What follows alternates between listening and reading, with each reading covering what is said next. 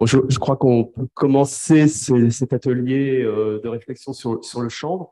Donc, je vous souhaite la bienvenue à l'Académie au nom du secrétaire perpétuel Constant Lecoeur. J'ai trois raisons en fait de me réjouir de vous accueillir ici ce matin. La première, c'est que nous sommes partenaires avec l'AFJA et il est bien normal qu'on vous accueille dans nos locaux puisque un des points de notre partenariat est justement de faciliter nos relations et notamment de vous accueillir lorsque vous avez des ateliers aussi intéressants que celui de ce matin. La deuxième raison, toujours au nom de l'Académie, c'est que l'Académie, vous le savez, c'est un think tank qui existe depuis 261 ans et dont l'une des missions est de réfléchir à toutes les formes d'agriculture et notamment à la diversification en agriculture. Et je crois que pour le coup, le chanvre est particulièrement un sujet de réflexion sur cette diversification agricole. Et puis, d'ailleurs, j'en témoigne, puisque moi, ma région d'adoption, qui est le Poitou-Charentes, est une région où la diversification chanvre est une préoccupation importante et je vois fleurir des initiatives là-bas.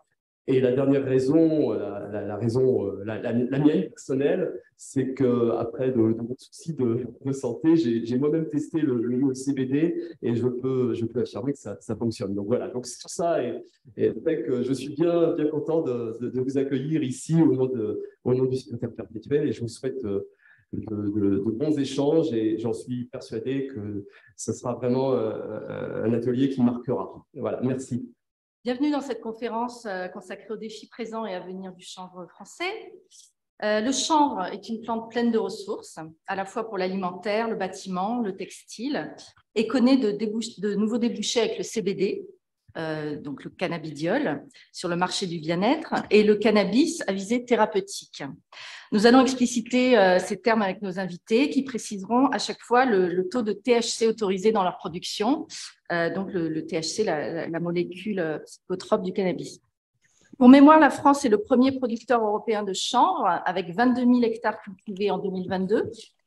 La culture est en pleine reconquête avec des atouts certains face au réchauffement climatique, mais elle doit encore surmonter de nombreux freins pour atteindre son plein potentiel. Pour évoquer le renouveau du chanvre en France et ses débouchés pour les agriculteurs, nous avons invité plusieurs acteurs de la filière. Donc, Franck Barbier, vous êtes producteur de céréales et de chanvre en Île-de-France, président de la coopérative Planète Chanvre et président de l'organisme interprofessionnel Interchanvre. À vos côtés, Franz Deschamps, vous êtes président de Stanifarm, un laboratoire engagé dans les expérimentations autour du cannabis thérapeutique. Vous êtes aussi président de Santé France Cannabis. Hugues Péribert, fondateur de la société Overseed, un des premiers producteurs autorisés de cannabis thérapeutique sous serre en France. Donc, Hugues et Franz, vous interviendrez ensemble sur cette filière particulière. Gaspard Duval, vous représentez à la fois la filière agroalimentaire et le marché du CBD. Vous avez créé la marque de boissons à base de CBD Baga et vous allez nous parler du statut juridique instable du cannabidiol en France. Enfin, Léa Marie, vous êtes directrice industrielle du slip français et vous nous parlerez des projets de la marque textile autour du chanvre, avec notamment Planète Chanvre et Franck Barbier. Nous commençons par Franck Barbier, qui est à mes côtés. Très bien, donc bonjour à tous. Merci de votre accueil. Donc Franck Barbier, je suis présent ici avec trois casquettes que je vais essayer de bien différencier. Mais donc je suis à la fois agriculteur, je suis président de la société Planète Chanvre, donc une chanvrière qui est en Seine-et-Marne, avec donc plusieurs associés agriculteurs. Et ensuite, donc président d'Interchanvre, donc l'interprofession du chanvre. Voilà, donc c'est en son nom ici que je vais pouvoir parler. Donc la plante de chanvre. Ici, vous avez schématiquement une plante de chanvre. Donc c'est une plante en fait annuelle que l'on sème au mois d'avril et qu'on vient récolter au mois de septembre principalement.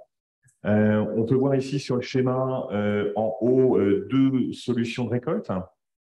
Premièrement, on peut récolter le chanvre au mois d'août, à un moment où la fleur n'a pas produit de graines encore, où son taux en fait, de CBD est le plus important. C'est ce qui a pu être prouvé par différentes études, hein, et puis même sur le terrain, bien sûr. Nous, en chambre industrielle, on utilise des variétés maintenant, à partir de 2023, avec un maximum de 0,3% de THC.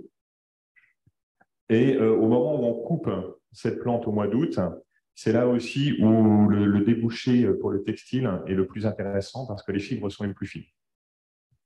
Alors bien sûr, si on coupe et on récolte la plante plus tard, au mois de septembre, c'est là où on récupère des graines avec différents usages que vous pouvez voir ici en alimentation animale cosmétique, alimentation humaine. L'intéressant ici, c'est la richesse du chanvre en protéines et en huile de qualité. Donc, c'est le débouché alimentation humaine qui est vraiment porteur. Ensuite, vous avez la paille. La paille, c'est la matière qui va rentrer dans les chanvrières. Une chanvrière, c'est une usine qui transforme le chanvre, qui vient la défibrer pour séparer d'un côté la chènevotte et de l'autre côté la fibre.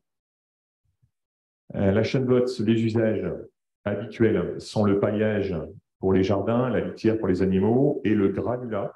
Le granulat, donc, c'est un élément qui permet d'être mélangé avec de la chaux pour constituer des murs pour la construction.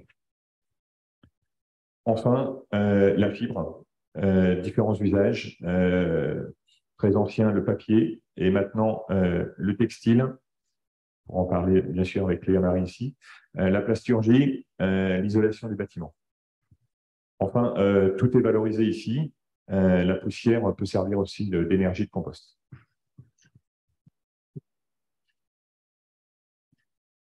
Alors, je ne vais pas passer en revue en fait tous les points, mais les points principaux tout de même. C'est vrai que le chanvre est comme une plante assez extraordinaire, comme vous l'avez pu le dire, pardon.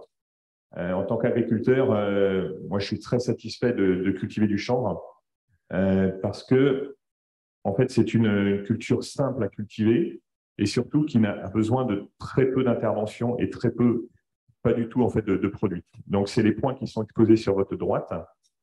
Le point principal, c'est qu'il n'y a aucun produit phytosanitaire qui est appliqué sur le chanvre.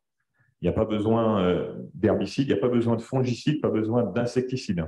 Donc, nous, en tant qu'agriculteurs, on est très satisfait de ne devoir rien mettre en fait, sur cette culture. Ensuite, c'est une plante qui n'a pas besoin d'irrigation.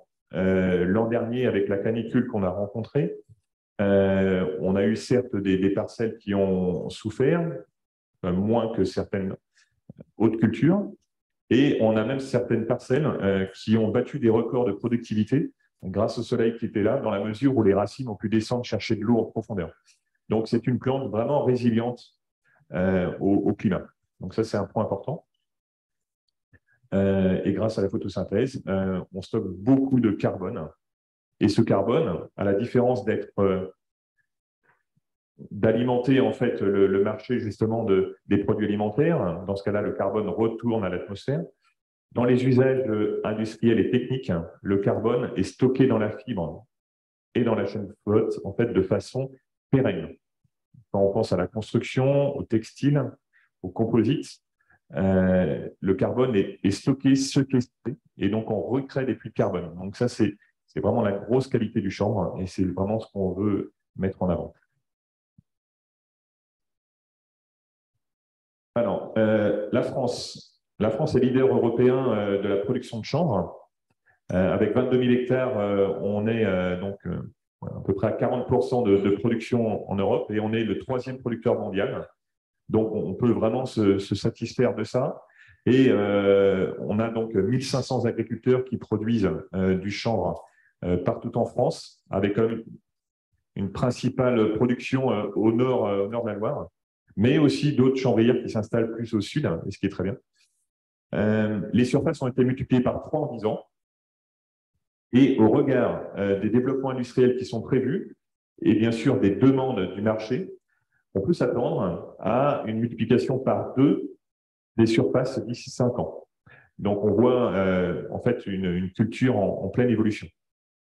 Donc cela demande des capitaux. On peut voir ici en fait 50 millions investis dans les 2 prochaines années. Donc ça, ces capitaux, c'est pour développer les outils industriels. Donc, on a 2 chanvrières qui vont tripler, des nouvelles chanvrières qui arrivent, comme je vous l'ai dit déjà tout à l'heure. Quelques éléments clés pour finir. Dans l'usage textile, je peux citer ici le chanvre cotonisé. Le chanvre cotonisé, qu'est-ce que c'est?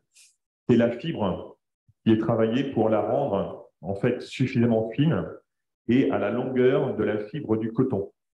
Et dans ce cas-là, cette fibre-là peut s'insérer dans les process textiles de filage pour intégrer la filière textile. Dans ce cas-là, le chanvre en fait vient remplacer le coton, donc du chanvre français produit en France, eu égard au coton qui n'est pas produit en France et qui doit être importé et qui est transformé sur place et qui n'a pas besoin d'irrigation, qui n'a pas besoin d'eau, de solvants, de chimie, de chauffage en usine. Donc ça, c'est ce qui permet d'avoir un impact carbone très positif par rapport au coton. Un autre secteur, la construction. Le chanvre permet, grâce en fait à ses qualités d'isolation, d'apporter des grosses économies d'énergie. Donc ici, on peut parler de 70%.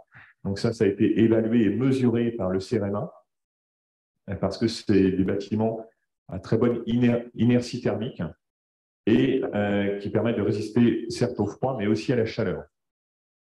Et comme je vous l'expliquais, donc le carbone stocké dans la plante est stocké dans le mur de façon définitive. Un autre point, la plasturgie. La plasturgie, là on parle de la fibre encore une fois, qui vient remplacer les fibres de verre. Et comme la fibre de chanvre en fait est une fibre creuse, elle est plus légère et on vient réduire le poids en fait des pièces inclus dans les véhicules, qui sont nombre de véhicules. Voilà, on a à peu près 13 millions de véhicules qui circulent actuellement avec des pièces contenant du chanvre. Donc on a une bonne utilisation et ça devient commun. Alors, on souhaite insister sur un point important qui est la rémunération de l'agriculteur. Vous voyez ici, tous les usages en fait sont quand même bien engagés, répondent aux demandes de la société, répondent aux besoins du consommateur. Et la partie qui pêche un peu pour l'instant, donc c'est la rémunération de l'agriculteur. On le sait bien tous que la crise ukrainienne en fait a provoqué une augmentation du cours des céréales qui ne profite pas aux chanvres. Et c'est vrai que les agriculteurs sont amenés à faire des arbitrages dans leur assolement et il est important pour nous, pour la filière, pour les industriels, d'aller chercher de la valeur sur les marchés techniques qui intéressent pour ensuite pouvoir redescendre en fait cette rémunération de l'agriculteur. Et dans ce cadre, pour conclure, l'interprofession travaille avec le ministère de l'Agriculture pour une valorisation financière du stockage du carbone pour l'agriculteur. Donc ça, c'est les points clés pour nous, l'interprofession. Je vous remercie. Merci pour ce panorama. Donc, vous êtes producteur de chanvre, comme vous l'avez dit. Est-ce que vous pouvez nous décrire Planète Chanvre, son développement et nous préciser ce taux de THC réglementaire dans le chanvre industriel? Non, donc pour Planète Chanvre, c'est une chanvrière comme plusieurs autres chanvrières en France. Donc on a des agriculteurs qui produisent du chanvre pour nous sous contrat et à qui on vend des semences de chanvre et qui viennent semer en fait ce chanvre dans leur champ. On utilise des variétés de chanvre inscrites en fait dans un catalogue officiel qui, à partir de 2023, en fait, ce catalogue sera européen avec des variétés autorisées pour un maximum de 0,3% de THC. Donc, ces différentes variétés ont différentes caractéristiques, notamment de rendement, de concentration en CBD et surtout de précocité. Précocité, ça veut dire quoi? Ça veut dire qu'elle est capable de rentrer en maturité plus ou moins tôt dans la saison. Et ça va nous permettre en fait d'étaler la récolte et aussi de s'adapter en fait au débouché. Vous l'avez un peu évoqué, mais donc on a eu, comme vous le savez tous, un été caniculaire. Quel est le bilan de la récolte de chanvre cette année en France? Alors, le bilan de la récolte est un petit peu en retrait par rapport aux années passées. Ce qui est positif, c'est qu'on produit du chanvre sur plusieurs régions, ce qui permet de s'adapter et de contrecarrer les effets parfois climatiques de certaines régions. On peut parler de la grêle, par exemple. Par contre, dans le cas de la chaleur, c'est vrai qu'on a été comme tous impactés.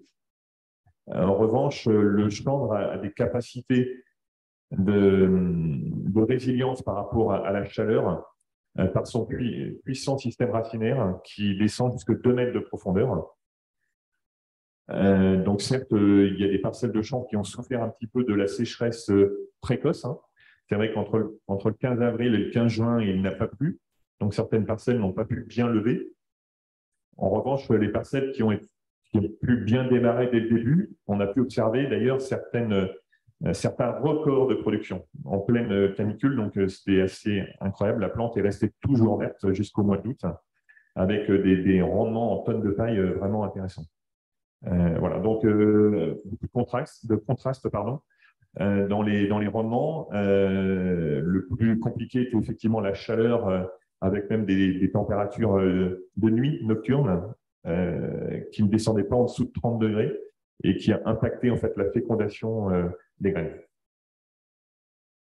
On ne peut pas faire l'impasse de la guerre en Ukraine, qui a 2 impacts. Donc, vous l'avez évoqué, le cours du blé, d'autres céréales qui ont flambé. Donc, ça impacte forcément votre activité et vous pouvez peut-être nous préciser ça. Et ensuite, la Russie est un gros producteur de chanvre et ne peut plus exporter. Est-ce que ça, c'est un fait nouveau, un fait positif pour les chanvriers français qui pourront peut-être prendre des parts de marché? Alors oui, effectivement, le marché des céréales, le blé, le maïs, le colza, qui sont tous les 3 côtés sur des marchés à terme, ont réagi, peut-être surréagi en fait au conflit russo-ukrainien, avec une appréciation de 30 à 40%, voire 50% des prix suivant certaines cultures. Alors, l'agriculteur, en fait, lorsqu'il doit faire son choix, bien souvent au mois de septembre, des cultures qu'il va implanter l'année d'après, lorsque ces prix sont plus hauts au mois d'août, on peut comprendre effectivement qu'il soit tenté d'aller chercher d'autres revenus sur d'autres cultures et d'avoir une vision en fait annuelle. Alors, c'est vrai qu'on peine un petit peu à cause de ces prix-là. Bon, on sait, nous, en tant qu'agriculteurs, ces prix-là ne vont pas durer. Bon, on est d'ailleurs un petit peu sur une baisse maintenant. Encore ces jours, on perd 2 à 3 euros la tonne par jour. Cependant, c'est des niveaux élevés qui viennent contrarier en fait la culture du chanvre. Après, bon, le chanvre a d'autres avantages, a des effets bénéfiques sur le rendement de la culture qui suit. Donc de 8 à 10% de rendement en plus pour la culture qui suit, des herbages plus facilités, stockage du carbone, donc bien sûr, c'est ce qu'on veut mettre en place dès 2023 avec les services du ministère et on remercie de son attention. Enfin, pour répondre à la question sur un petit peu le blocus russe, je dirais que le chanvre a l'avantage d'être léger et donc son transport est coûteux. Ce qui fait que l'effet du blocus en fait russe n'a eu très peu d'effet en fait sur la production et la commercialisation en France. Voilà, parce qu'on est surtout sur des marchés nationaux principalement. Bon, on pourra parler aussi de la partie textile tout à l'heure. J'aimerais qu'on aborde le plan stratégique national, le dispositif clé de la PAC 2023. Qu'est-ce qui est prévu? Est-ce que vous pouvez nous détailler ça? Alors, en termes de précision, c'est vrai que ce qui est intéressant en fait pour ce plan stratégique, en fait, c'est que ça permet d'actionner un nombre de points en fait supplémentaires pour l'agriculteur, puisque l'agriculteur doit cumuler des points pour respecter en fait certains principes des écorégimes. Donc, le chanvre permet d'avoir 1 ou 2 points supplémentaires suivant le taux d'occupation de ces parcelles, entre 5 et 10%. Et ensuite, ça c'est le point important. Ensuite, la partie aide couplée. Cette partie aide couplée, c'est une prime en fait qui est versée aux agriculteurs sur un budget constant.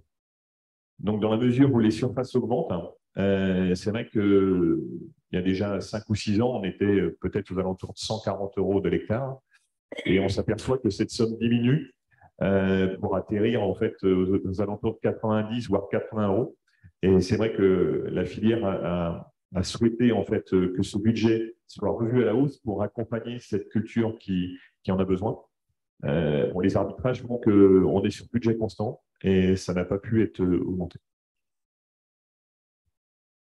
Enfin, une question sur les chanvrières. Donc, les chanvriers prévoient-ils des investissements dans de nouveaux sites de transformation en 2023? Alors oui, effectivement. Alors, on peut déjà citer la première chanvrière, hein, donc la chanvrière qui est dans l'Aube, qui a investi donc il y a 2 ans pour doubler sa production. Ensuite, d'autres chanvrières vont le faire aussi. Voilà, donc dans l'Ouest, la Cavac, Planète Chanvre, c'est prévu aussi. Et on a d'autres chanvrières qui souhaitent se mettre en place, se développer. Hein, donc dans le Sud-Ouest, dans le Sud-Est, en Aquitaine. Et donc ça, c'est des bonnes choses. Donc nous, au niveau de la filière, on est en contact avec toutes ces personnes pour effectivement les accompagner. On est tous partenaires parce que l'idée est de ne pas être concurrents les uns les autres, mais plutôt d'accompagner les marchés qui sont tout simplement énormes. Donc autant répondre ensemble sur des critères techniques et économiques de la même façon pour répondre en fait aux besoins, et ce qui nous permettra, on pense, donc pouvoir, donc suivant l'enquête qu'on a fait, doubler les surfaces d'ici 5 ans. Merci beaucoup. Donc, on va passer au cannabis thérapeutique avec France Deschamps. Vous êtes président de Stanifarm et président de France Santé Cannabis. Peut-être pourriez-vous nous présenter l'activité du laboratoire et de quoi parle-t-on quand on parle de cannabis thérapeutique? Oui, effectivement, j'ai 2 casquettes. Merci pour l'invitation. Donc, Stanifarm et Santé France Cannabis. Stanifarm, c'est un laboratoire de production de principes actifs pharmaceutiques, donc par des procédés d'extraction, de purification, et dans le cas du cannabis, donc production d'extraits de cannabis à partir de la biomasse, à partir de fleurs de cannabis. De quoi parle-t-on? On parle de médicaments. C'est le point le plus important. On parle de médicaments qui ne sont encore à titre, on va dire, expérimental en France. On en parlera après, je pense. Mais on parle de médicaments qui sont prescrits par un médecin, délivrés par un pharmacien et suivis comme des médicaments. Et on parle de fleurs. Les fleurs de cannabis donc non pas fumées pour éviter la combustion, mais sont vaporisées pour inhaler les principes actifs. Et on parle également donc d'extraits, donc de forme orale, que le patient va ingérer ou déposer sous la langue, par exemple, pour avoir un effet plus longue durée. Donc les fleurs, un effet très rapide, et les extraits, un effet longue durée. On parle aussi donc de cannabis stupéfiant, plus souvent, donc de formes de cannabis qui ont des teneurs en THC élevées. On a 3 types de médicaments, grosso modo, des médicaments qui sont CBD dominants, des médicaments équilibrés THC et CBD, et des médicaments fleurs et huiles qui sont très très riches en THC. On ne parle pas de 0,3% en cannabis thérapeutique, on parle de fleurs qui peuvent contenir une vingtaine de % de THC. Donc voilà de quoi on parle. Quelles pathologies sont concernées par le cannabis thérapeutique et combien de patients pourraient être soulagés en France? Alors ça, c'est une question très, très complexe.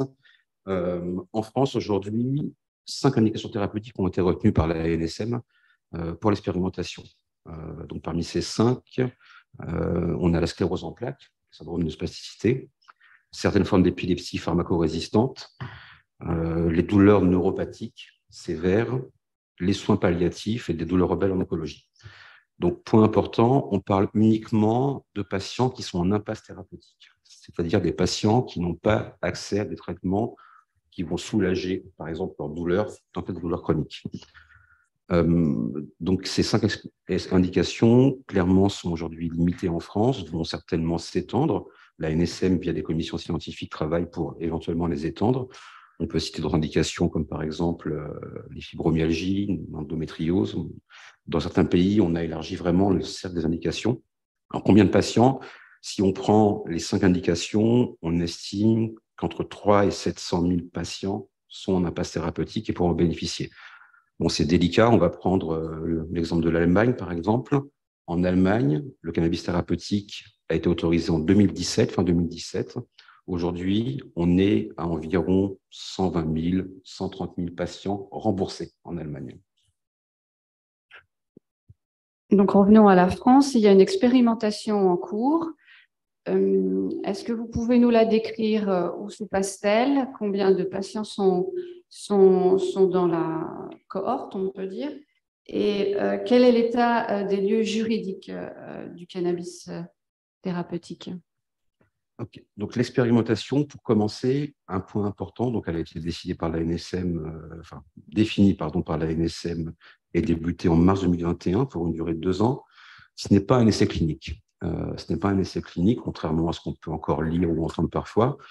C'est une expérimentation de politique publique, comme la Constitution l'autorise en fait, puisque la NSM, via des commissions scientifiques, a conclu sur la base de la littérature étrangère, sur la base des données déjà disponibles, que le cannabis à usage médical était efficace pour certaines pathologies et était sûr. Donc, l'expérimentation ne vise pas à montrer que le cannabis est efficace ou sûr, elle vise simplement à évaluer la faisabilité de la prescription, de la délivrance et du suivi des patients auxquels on délivre le cannabis à usage médical. Donc ça, c'est un point important.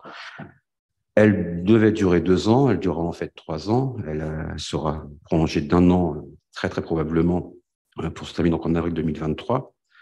En avril 2024, puisqu'elle est prolongée d'1 an. Elle concerne donc 3 000 patients. Aujourd'hui, 2 200 patients en ont bénéficié. Et comment expliquer ce point? Comme je l'ai dit, elle ne vise pas à réunir des données d'efficacité, mais uniquement évaluer cette faisabilité. L'expérimentation, aujourd'hui, les retours sont positifs. Un rapport a été rendu 6 mois avant la fin de l'expérimentation, au mois d'octobre, et a montré que patients comme professionnels de santé, comme prescripteurs, étaient satisfaits de l'efficacité de ce produit et de sa tolérance. L'expérimentation est prolongée pour des raisons, on va dire, administratives qu'on pourra évoquer plus tard. Il y avait une autre question, je crois que j'ai oublié. Du coup, quel est le statut juridique du cannabis thérapeutique? Alors, le cannabis thérapeutique en France, c'est encore interdit. Il est encore prohibé, à l'exception de quelques spécialités qui ont une AMM, autorisation de mise sur le marché, ou d'autres voies d'accès réglementaires. Il est uniquement aujourd'hui prescrit dans le cadre de cette expérimentation. Donc, il pourra concerner 3 000 patients. Donc, il est encore prohibé. En revanche, on peut travailler sur ce cannabis à usage médical via des projets de recherche, donc autorisation à titre de recherche. C'est le cas de Stanifarm depuis 2021, c'est le cas d'Overseed, on en parlera après pour la culture. Il a un statut juridique donc prohibé qui va évoluer en avril 2024 quand ces médicaments seront généralisés dans leur usage, avec la question de définir le statut réglementaire. Alors, c'est un point peut-être un peu technique, mais ces médicaments à base de cannabis n'auront pas d'AMM comme un médicament habituel. Donc, on ne saura pas, aujourd'hui, on ne sait pas facilement évaluer, par exemple, leur taux de remboursement ou leur prix. Donc, ce statut juridique, que je vais appeler plutôt réglementaire d'un point de vue pharmaceutique, reste à définir. Tout va quand même très lentement. Cette expérimentation a été décalée dans le temps. Est-ce que vous pouvez nous donner votre commentaire? Pour l'instant, les patients qui font partie de l'expérimentation consomment des produits fabriqués par des entreprises canadiennes ou américaines. Comment vous voyez cette situation? Est-ce que la France va pouvoir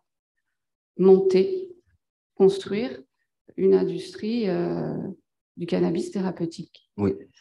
En fait, il y a 2 questions dans votre question. Il y a la première question qui est la plus importante, c'est quand même l'accès des patients à ces médicaments. Des patients peuvent en bénéficier et les patients doivent avoir accès à ces produits. Et Santé France Cannabis, qui regroupe une vingtaine aujourd'hui d'acteurs de la future filière du cannabis médical, clairement agit pour que les patients aient accès à ces médicaments dès avril 2024. Après, si on parle de filière française du cannabis thérapeutique, elle est en création. Des acteurs, on en a ici d'autres de la table, mais d'autres au sein de l'association sont actifs. Les acteurs français sont prêts. Les acteurs français ont commencé à travailler sur le sujet, ont commencé à expérimenter, et à avoir des programmes de recherche, à produire des lots de fleurs ou d'extraits de qualité pharmaceutique pour adresser ce marché. Alors, il est vrai que l'étranger Amérique du Nord, Allemagne, Israël et d'autres, Espagne, Portugal, ont de l'avance. Clairement, la France a les atouts, ce n'est pas la langue de bois, elle a les atouts pour réussir sur ce marché. On a le potentiel agro, on est ici dans un lieu qui le montre, on a le potentiel pharmaceutique, médical, pour développer non seulement des médicaments qui sont similaires aux médicaments existants, déjà disponibles, fleurs et huiles, mais aussi pour innover. Je vais être très rapide, parce que le temps est compté, mais les produits aujourd'hui disponibles sont tout de même des produits qui sont peu caractérisés et avec des formulations, des galéniques que je qualifie souvent d'archaïques, des fleurs ou des huiles qui sont avalées, ingérées par le patient. On a tout un champ des possibles pour innover sur le profil phytochimique de ces médicaments, leur composition en THC, en CBD, mais aussi en composés minoritaires qui ont un effet sur l'efficacité, sur la sécurité, ou pour innover sur la formulation. Donc la filière française peut produire et peut aussi se différencier pour mettre en marché des produits innovants au service des patients. Hans, vous travaillez avec Hugues Peribert, qui est président d'Overseed, c'est votre voisin, une biotech spécialisée dans la production de cannabis médical. Hugues, quel a été votre parcours, quel a été votre cheminement pour arriver à Overseed? Bien. J'ai une formation d'ingénieur agronome, j'ai un parcours de chef d'entreprise pendant 20 ans dans une entreprise et pour une entreprise que je possédais qui exploitait sous 18 hectares de serre vert de la production ornementale et de la production pour les professionnels de jeunes plants.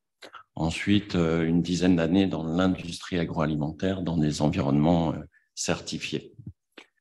Mais quand on parle de parcours, pour produire du cannabis médical légalisé, eh bien, il faut d'abord comprendre ce marché, parce que c'est quelque chose de compliqué. La majeure partie des événements se passent à l'étranger. Tout est parti d'Amérique du Nord.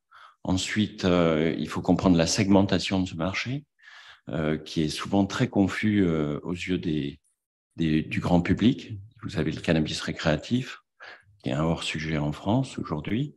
Vous avez le cannabis bien-être, qui concerne principalement, on en a beaucoup parlé, la cosmétique ou l'alimentaire, potentiellement. Et vous avez le cannabis médical. Et le cannabis médical rentre dans une catégorie un petit peu particulière parce que quand on considère cette plante de cannabis, eh bien, en fait, on a, comme on en a beaucoup parlé là tout à l'heure, toute la partie qui concerne le chanvre industriel, chanvre qui est cultivé à l'extérieur et qui a moins de 0,3% de THC. Et tout ce qui dépasse les 0,3% de THC rentre dans cette catégorie du cannabis qui, lui, est un stupéfiant. Et donc, quand on commence à toucher à la notion du stupéfiant, ça devient beaucoup plus compliqué. Et pour pouvoir produire donc en légalité du cannabis médical, eh bien en fait, il faut à partir de ce moment-là faire toutes les démarches administratives, notamment auprès de l'ANSM, pour pouvoir obtenir la seule chose que l'on peut obtenir aujourd'hui, c'est-à-dire une autorisation de R&D sur le cannabis médical. Et ceci, évidemment, en attente de l'évolution de la réglementation que l'on espère absolument maintenant pour une généralisation des médicaments issus du cannabis médical pour fin mars 2024. Alors, que proposez-vous en catalogue? Qu'est-ce que vous cultivez sous vos serres? Alors, cultiver du cannabis médical, on doit rentrer sous la coupe de toutes les normes pharmaceutiques, c'est-à-dire celles qui vont permettre de délivrer à la fin un médicament. Pour ça, on se rend compte assez rapidement que les conditions de culture doivent être extrêmement contraintes. D'abord, pour des raisons de sécurité. Et pour obtenir une autorisation, il faut pouvoir répondre d'abord à toute la compliance du narcotique, du stupéfiant.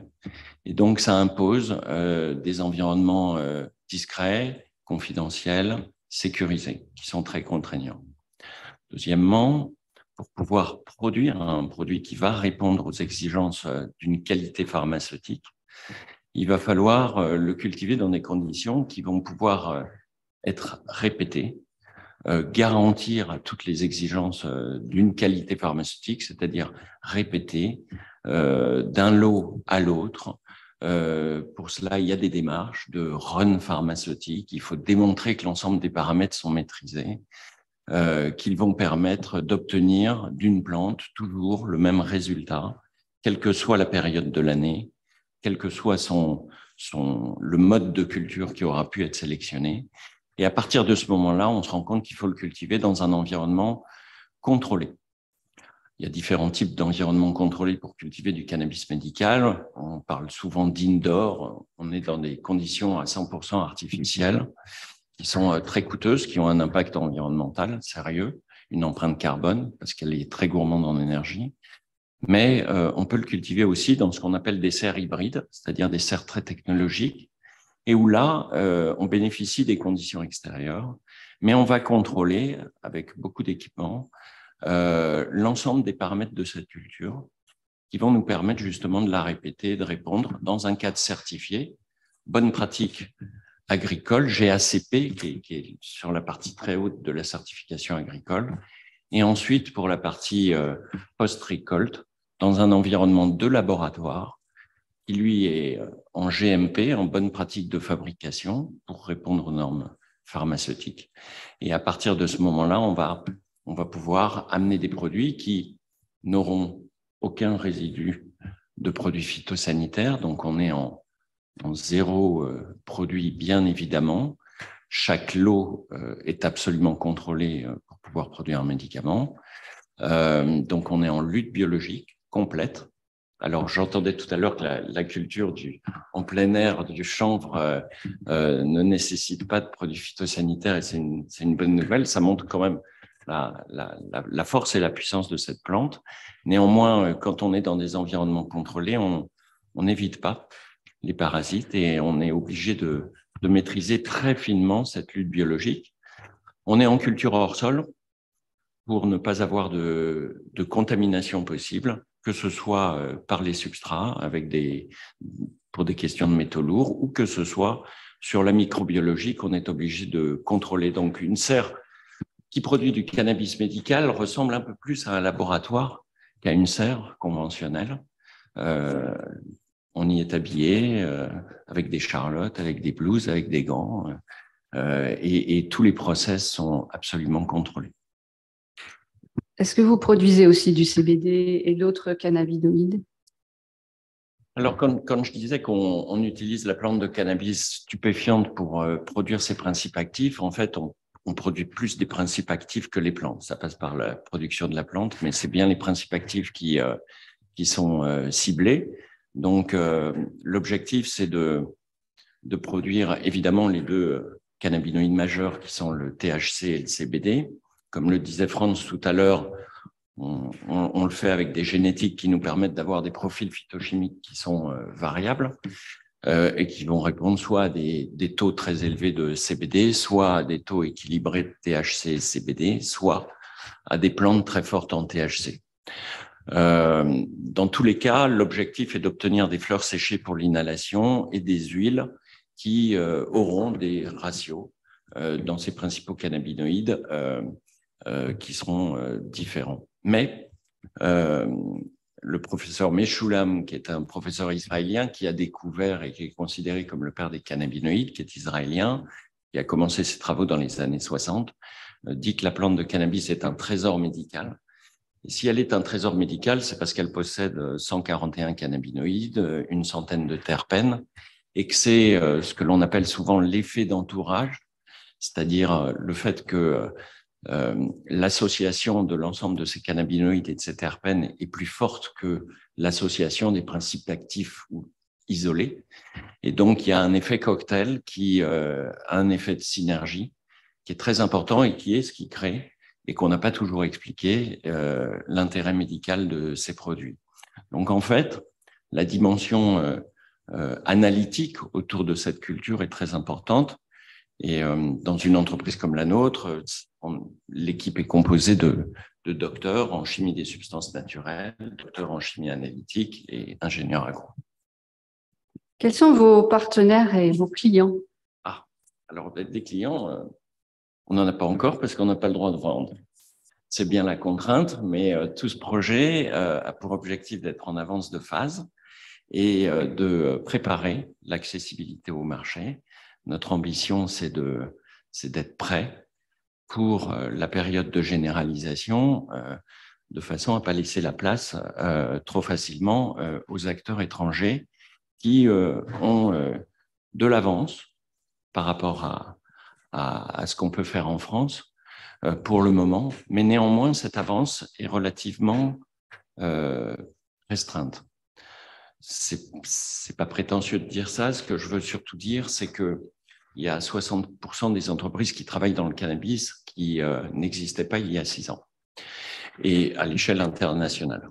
Donc, quelque part, on est en train de parler d'innovation, de travail sur une plante. Tout cela prend beaucoup de temps sur les aspects agronomiques, sur les aspects phytochimiques.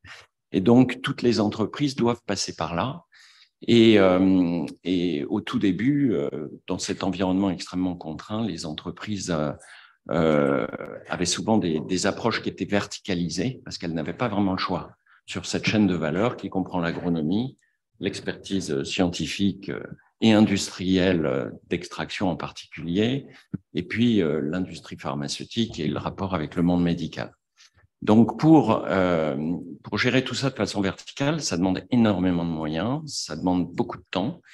Et donc, la pertinence d'avoir un projet pour compléter ce que disait Franz tout à l'heure en France, c'est d'agréger, en tout cas c'est notre stratégie, d'agréger les meilleures expertises dans chacun de ces domaines en France. On a la chance d'en avoir beaucoup.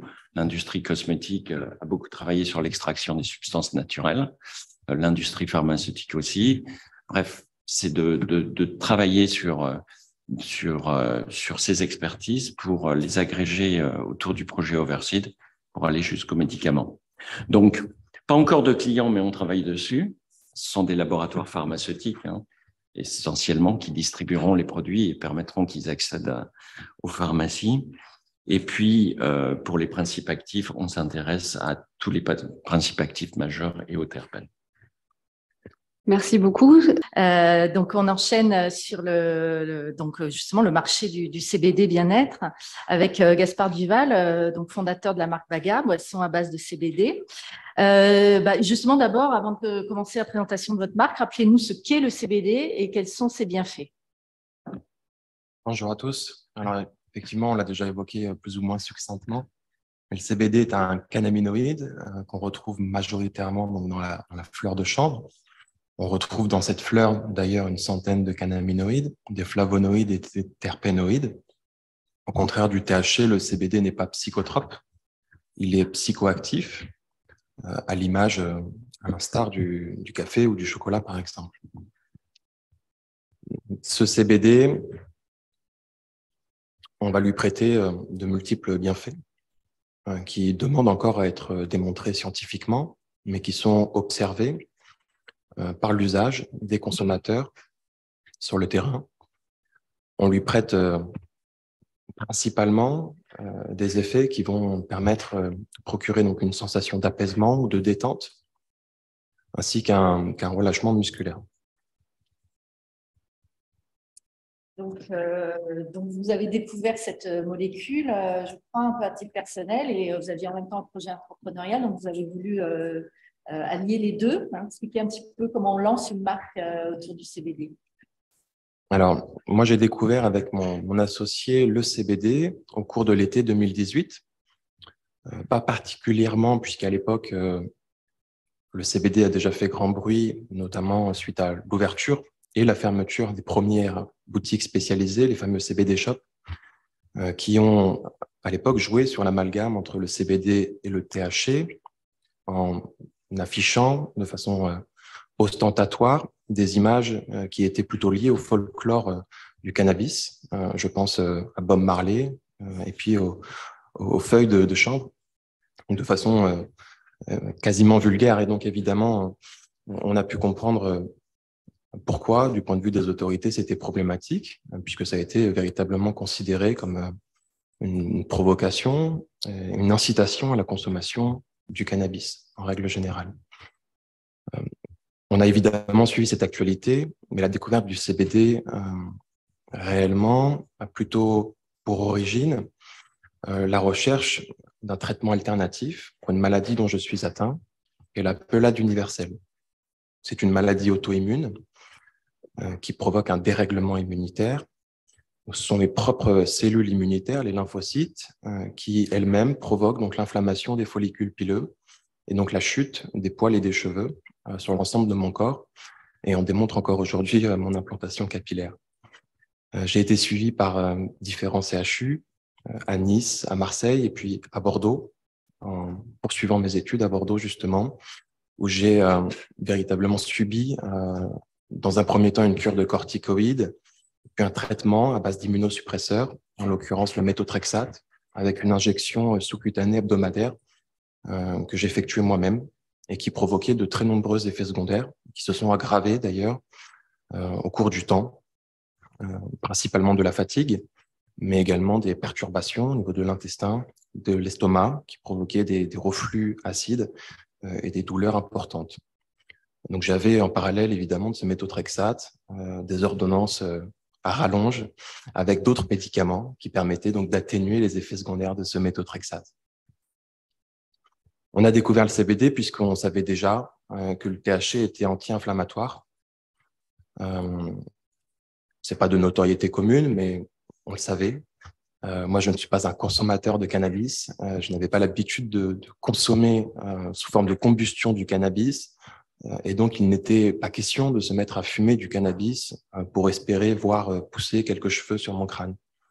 On a approfondi nos recherches sur la plante de chanvre et on a découvert cette diversité de cannabinoïdes et donc principalement ce CBD qui pourrait réguler le système immunitaire. C'est loin d'être miraculeux. On démontre aujourd'hui ma coupe de cheveux. Je ne pense pas que le CBD, en tout cas à des doses raisonnables, puisse réellement avoir un impact sur ma maladie auto-immune. Mais cette découverte nous a permis tout simplement d'appréhender les premiers produits enrichis à base de CBD que l'on trouvait sur le marché à l'époque, qui étaient principalement donc la fleur séchée et l'huile sublinguale. Cette huile sublinguale qu'on pouvait trouver dans ces boutiques, mais qui, comme je le disais, ont fermé rapidement. On se la procurait donc sur Internet, une huile qui provenait de Suisse, sur laquelle on avait malheureusement, évidemment, très peu de traçabilité, très peu d'informations relatives à sa composition. Mine de rien, en l'utilisant, la consommant quotidiennement, on met très rapidement en évidence les bienfaits que le CBD peut avoir pour lutter contre les comportements anxieux. Et c'est véritablement ce constat-là qui va nous pousser à créer notre entreprise et donc à créer un produit alimentaire enrichi au CBD dans le but de démocratiser son utilisation. À l'époque, on était évidemment étudiants et donc confrontés à des situations anxiogènes au quotidien, nos propres familles qui sont respectivement dans le milieu qui sont avocats et mes parents sont issus du milieu de l'agriculture et sont évidemment soumis à un stress permanent. Et donc, c'était par cette volonté-là qu'on a décidé de développer un produit qui puisse être consommé facilement, qui soit donc une forme de consommation du CBD agréable, pratique et saine, qu'on pourrait retrouver à terme dans une pluralité de points de vente. On a donc très rapidement décidé de créer une boisson à base de CBD qui, à notre sens, correspondait à ces critères. Et Et donc, vous disiez il y a des contraintes de formulation particulières parce que le CBD n'est pas soluble dans l'eau, donc il fallait trouver une formule adéquate. Exactement, le CBD n'est soluble que dans les corps gras.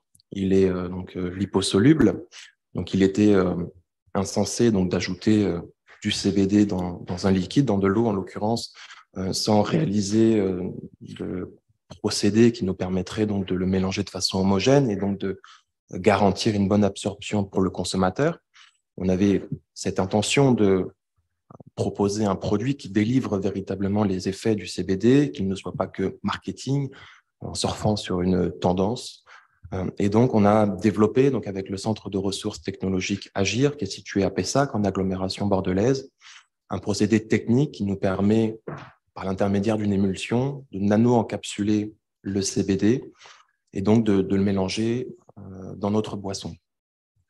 C'est un procédé complexe qu'on a développé au cours d'une phase de recherche et développement qui a duré plus de 8 mois, qui a notamment été interrompue par les premières mesures restrictives sanitaires relatives au Covid.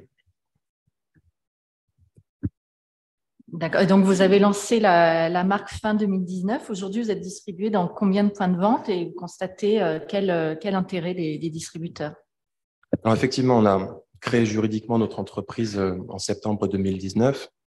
On a lancé la commercialisation de nos 3 premières formulations, nos 3 premières boissons enrichies à base de CBD au cours de l'année 2020, en septembre précisément, dans le cadre, dans un premier temps, d'une campagne de financement participatif sur Ulule, afin de tester l'appétence des consommateurs pour cette typologie de produits, et puis également parce que ces campagnes de crowdfunding sont un formidable outil de marketing.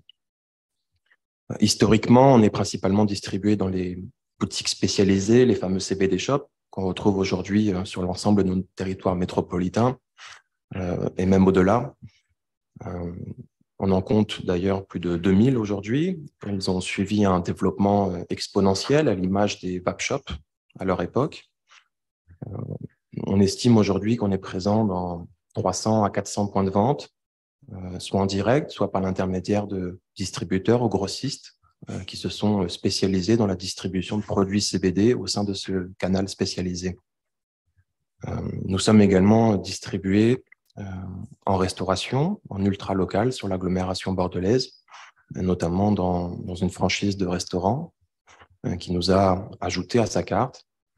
Et puis depuis cette année, on a véritablement observé un changement de perception des canaux traditionnels et de la grande distribution envers le CBD. Et donc depuis peu, on nous retrouve également en référencement dans des supérettes, dans des enseignes de proximité, à l'image des Carrefour Market, par exemple, localement, encore une fois, sur l'agglomération bordelaise, la Gironde.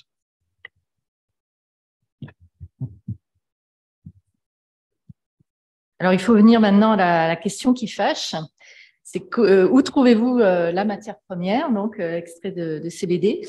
Donc, il y a une autorisation désormais d'extraire le CBD en France, mais vous me disiez il reste difficile de trouver du CBD cultivé et extrait en France. Et donc, vous vous approvisionnez, je crois, en République tchèque.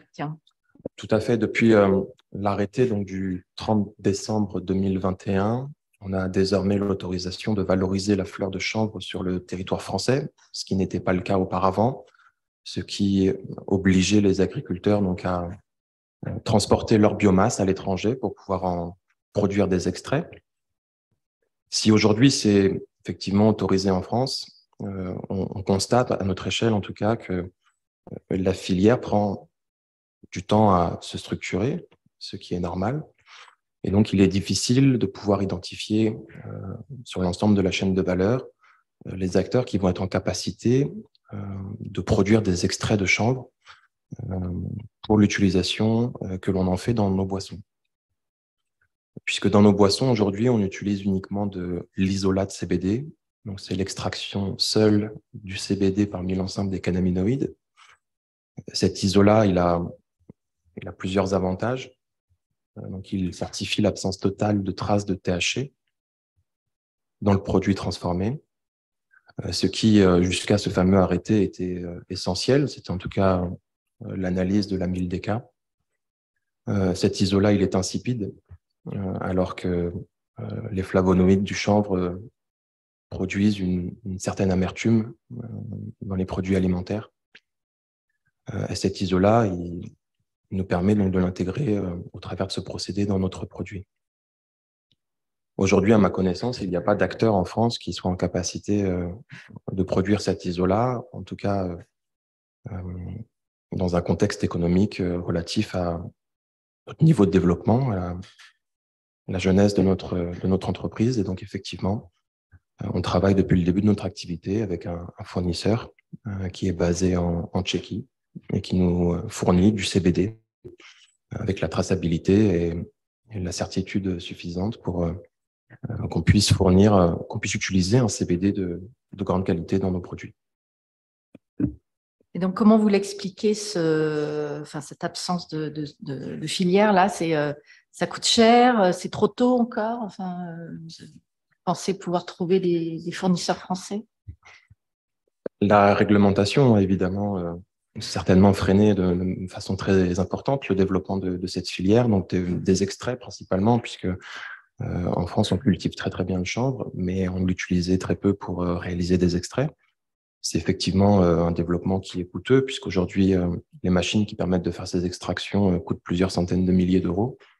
Et donc, on a besoin de temps, tout simplement, pour que les acteurs se mobilisent et se structurent pour pouvoir être en capacité de fournir des extraits de qualité français, 100% français. Donc, c'est notre souhait, évidemment, de pouvoir utiliser ces extraits 100% français. Donc, juste pour rappeler le cadre réglementaire, vous en avez un peu parlé. Donc, en décembre 2021, un arrêté gouvernemental a autorisé l'extraction de CBD en France, mais interdit la vente des fleurs entières. Un avis du Conseil d'État a suspendu cet arrêté, mais on n'a pas d'informations sur un nouveau texte.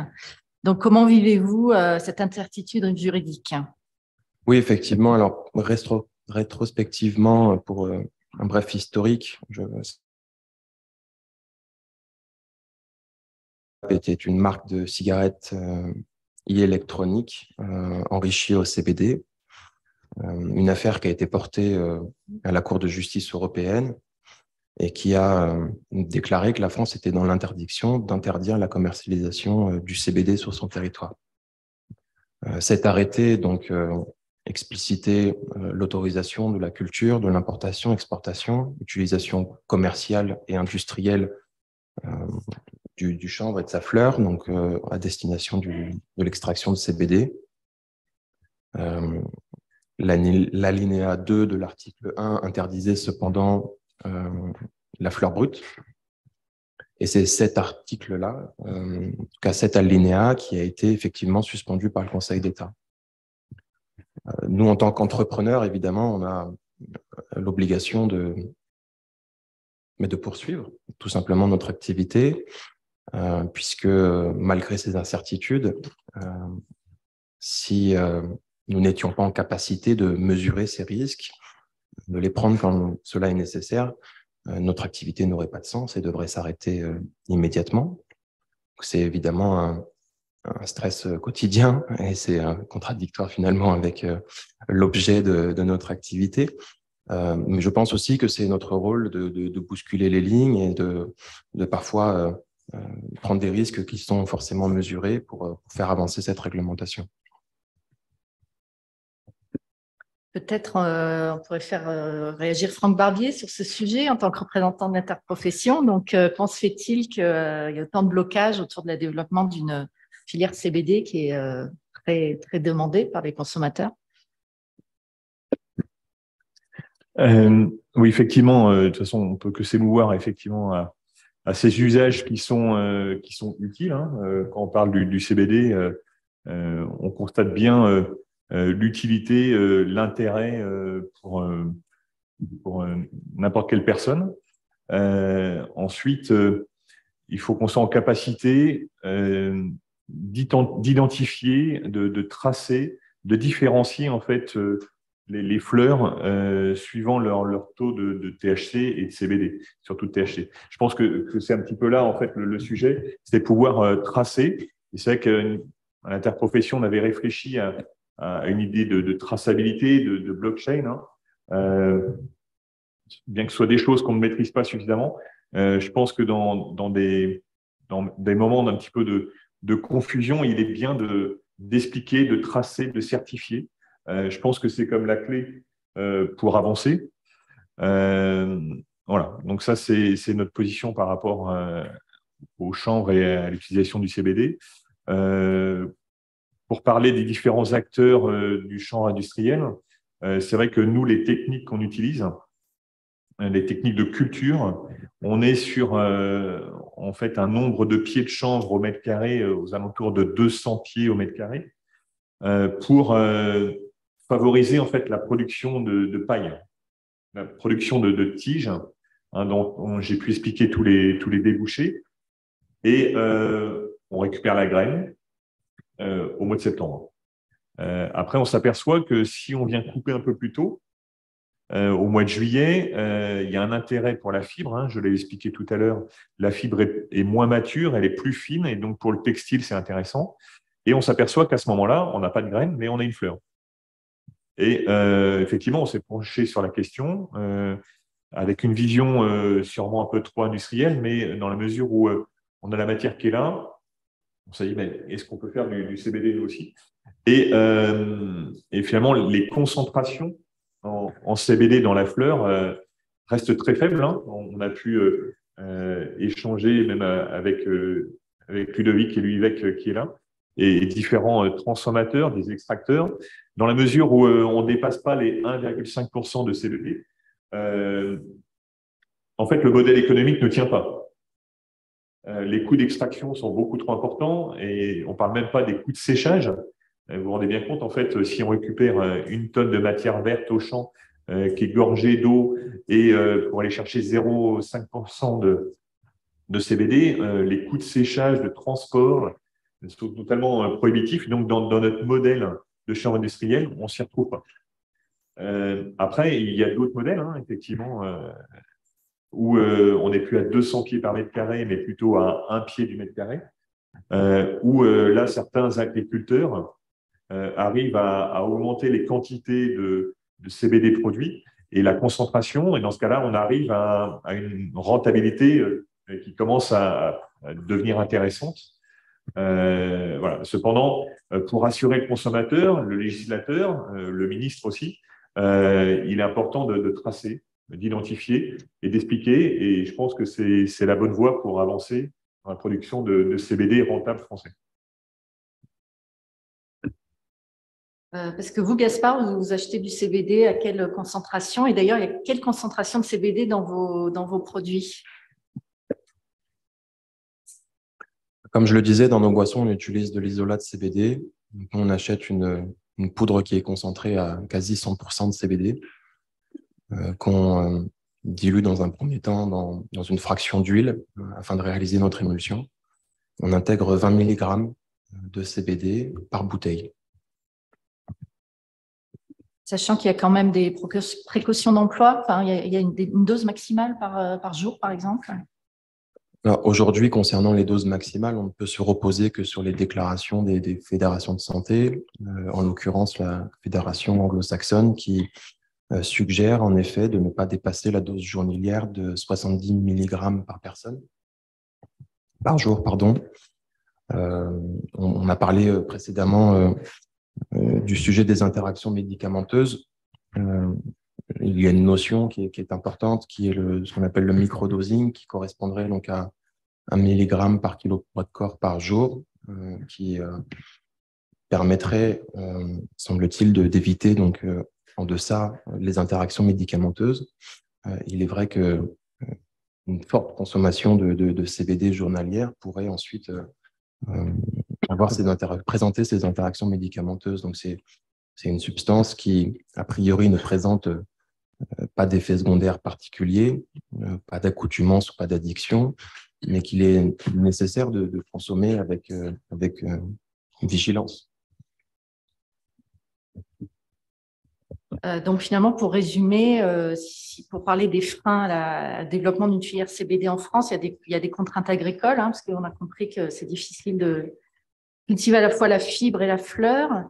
Il y a des contraintes de coûts, d'investissement, et puis des contraintes quand même politique. À la base, c'est quand même un blocage politique dont parlait également M. Moreau sur la légalisation d'une part du cannabis récréatif et a fortiori du CBD.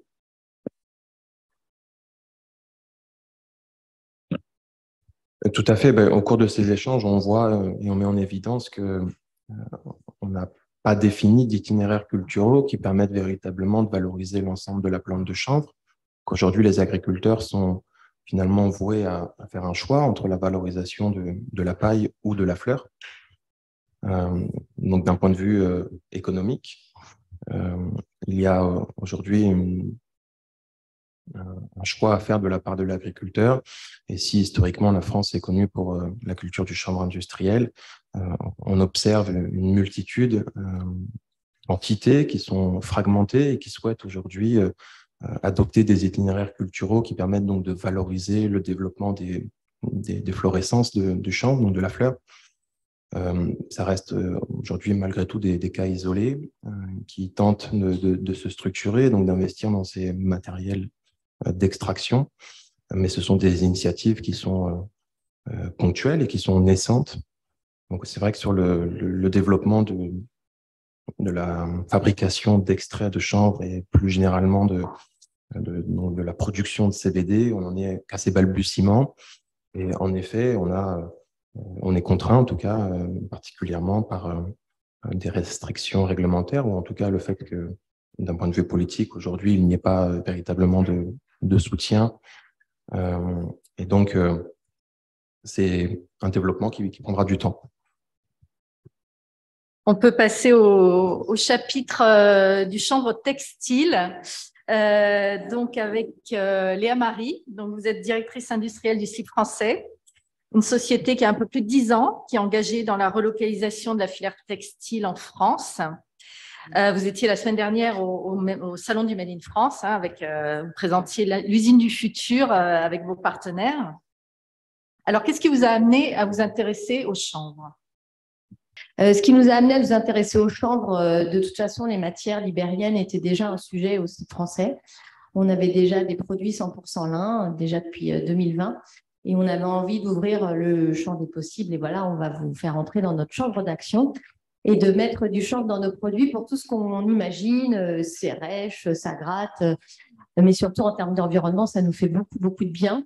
Et nous, notre rôle, c'est d'expliquer aux Français et à nos clients que tout est possible, et surtout par rapport au sujet un peu plus sérieux avant le textile qu'on vient d'évoquer, je pense qu'il faut vraiment familiariser les gens avec le chanvre, lever tout ce qu'on a entendu et le rendre très très accessible, si vraiment elle a toutes les vertus que moi je découvre ce matin, autre que dans ma filière. Donc, vous avez collaboré avec Planète Chanvre. On a collaboré avec Planète Chanvre, exactement. Expliquez-nous comment vous êtes rencontrés, comment vous avez… Alors, comment on s'est rencontrés ? Moi, je voulais absolument mettre du chanvre dans mes produits. Et j'ai eu beaucoup, beaucoup de mal à trouver des gens très impliqués. Et je suis tombée sur Denis Druon, qui son rôle est de travailler avec le lin dans un premier temps, la filière lin, et puis après avec Interchanvre et Planète Chanvre. Et Denis continue d'exporter du lin et du chanvre à l'international. Et nous, on avait envie que notre chanvre reste en France et de pouvoir le travailler. Donc, j'ai monté avec Denis Druon ce projet sur le chanvre avec le label Marmara M, qui me garantit en tout cas que tout est fait sur le territoire au niveau de la récolte, enfin de l'agriculture et de la récolte. Et on a réussi à mettre au point un fil qu'on a filé en Turquie avec 30% de chanvre et 70% de lyocell.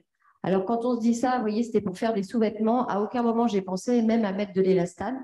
J'ai voulu laisser le produit tel qu'il était. On n'a pas parlé de prix. À aucun moment, dès le démarrage de cette R&D, parce qu'on démarre de zéro quand on s'est lancé, on a parlé de prix, on a parlé de faisabilité, on s'est dit qu'il fallait y aller.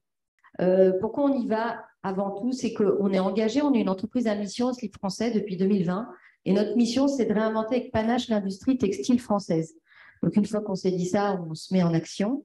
On est aussi labellisé Bicorp et on a calculé notre bilan carbone en 2021. Avec tous ces éléments, on a avancé et du coup, on a mis du chanvre dans les vêtements.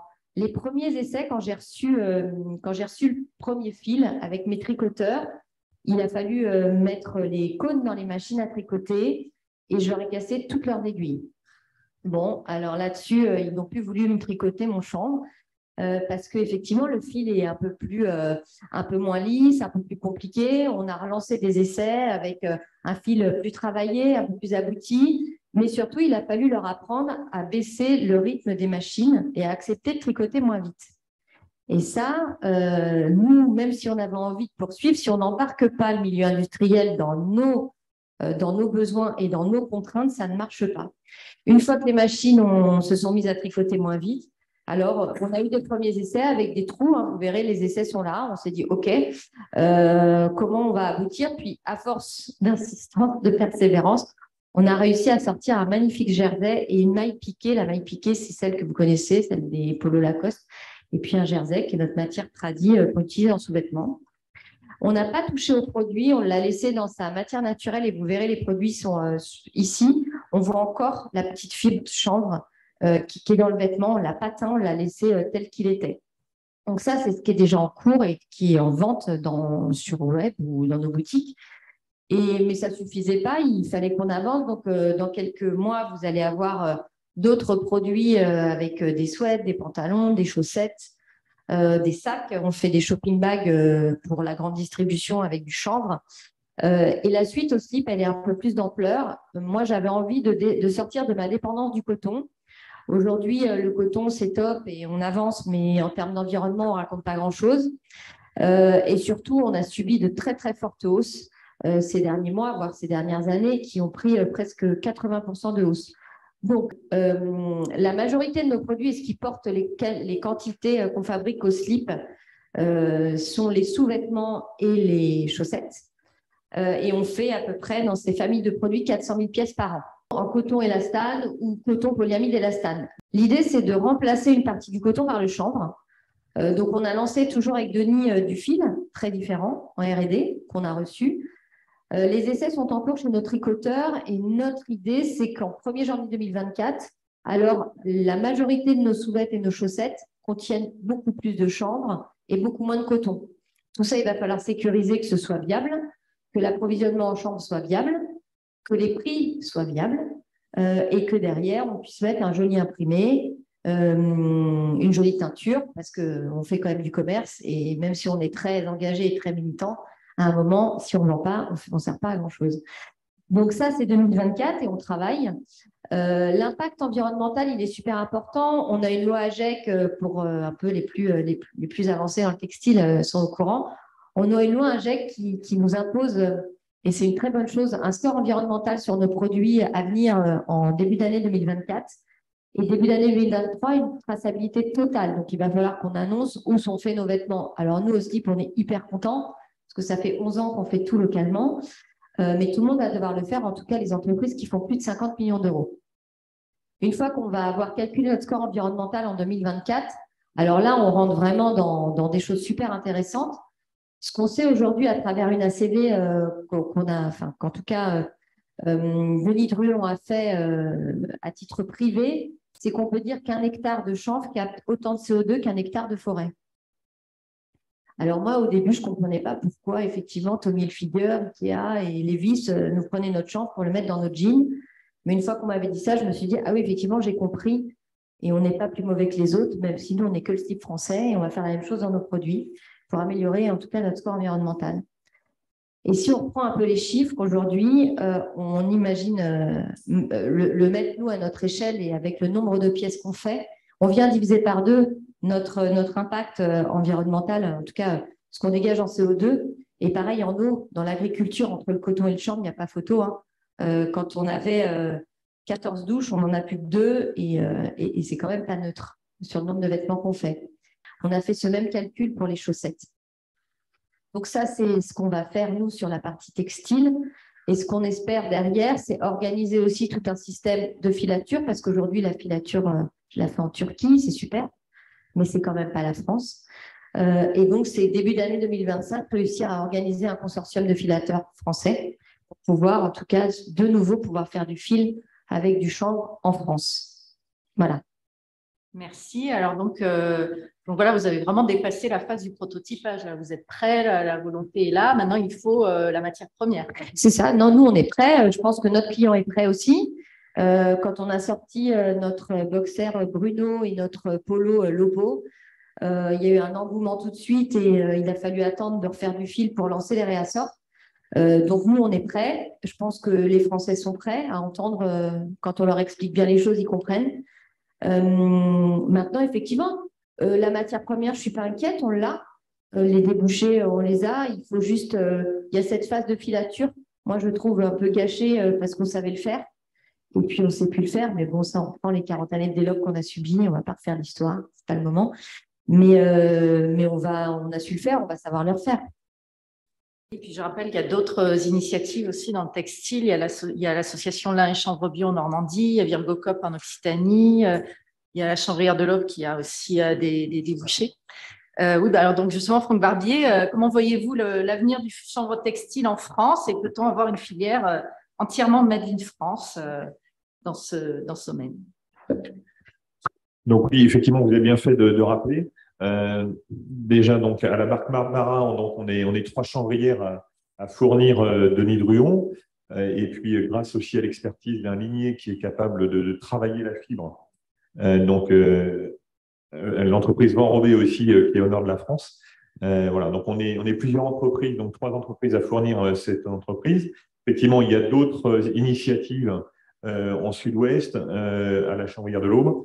Et donc, ça, c'est important et je pense que c'est rassurant. C'est vraiment rassurant pour les fournisseurs parce que on n'est pas à l'abri d'un problème dans une usine. Il faut être en capacité de rassurer le client en volume, en qualité. Et voilà, moi, c'est vraiment notre position à l'interprofession. On n'est pas concurrent, on est partenaire.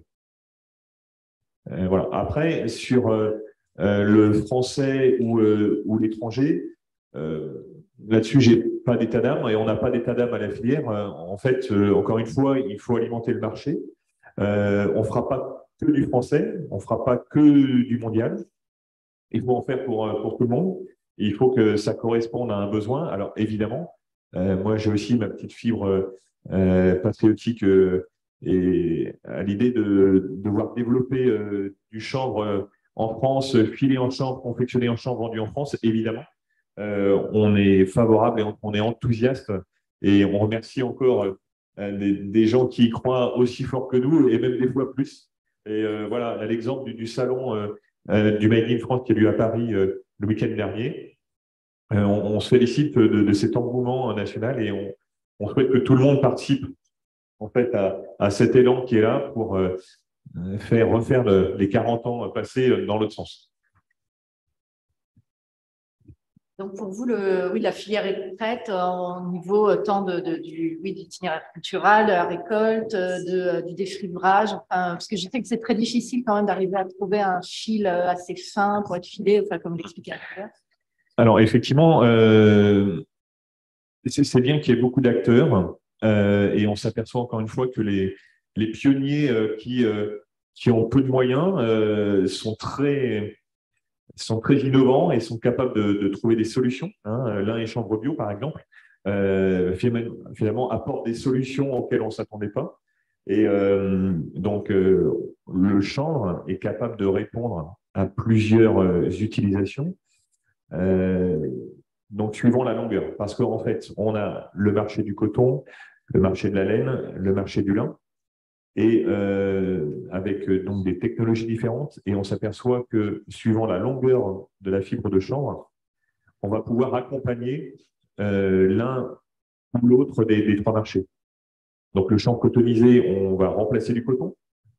Effectivement, en Turquie, l'idée de remplacer 30% de coton par du chanvre, ça permet tout de suite d'envisager des volumes énormes. Tommy Hilfiger qui fait 7 millions de jeans, voilà, il suffit qu'ils mettent 30% de chanvre dedans. C'est énorme. Ils sont fournis auprès de qui, Tommy Hilfiger? Eh ben, donc notamment de Denis de Goulon, donc Marmara. Donc lui, c'est un fournisseur. Nous, en tant que producteurs, on a pu rencontrer effectivement des gens de Tommy Hilfiger. Voilà. Et donc, il y a vraiment un intérêt pour introduire du chanvre dans l'usage cotonisé, pas remplacer, mais introduire pour baisser l'empreinte écologique. Voilà, il y a des volumes énormes. Un petit point précis, nous, notre production, notre production annuelle, elle pourrait passer dans 4 jours de production en Turquie. Donc, vous voyez un petit peu les ordres de grandeur. Et ça, ce n'est qu'un utilisateur en Turquie. Donc voilà, il y en a d'autres. Donc, on a un marché qui est effectivement énorme. Il faut savoir y répondre. Et c'est bien que plusieurs acteurs y répondent.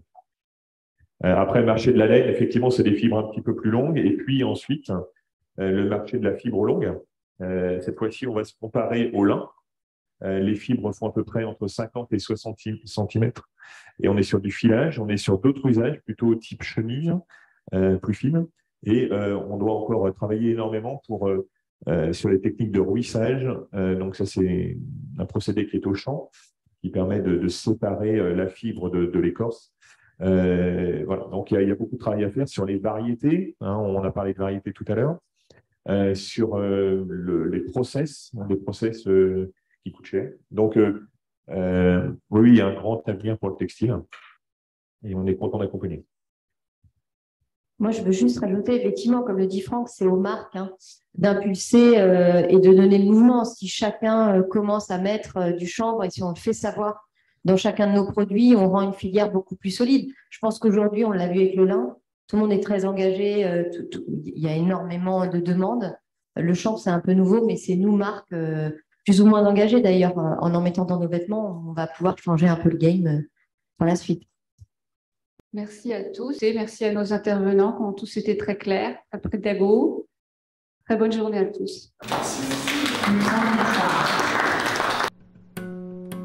Retrouvez l'actualité de l'AFJA sur www.afja-asso.fr.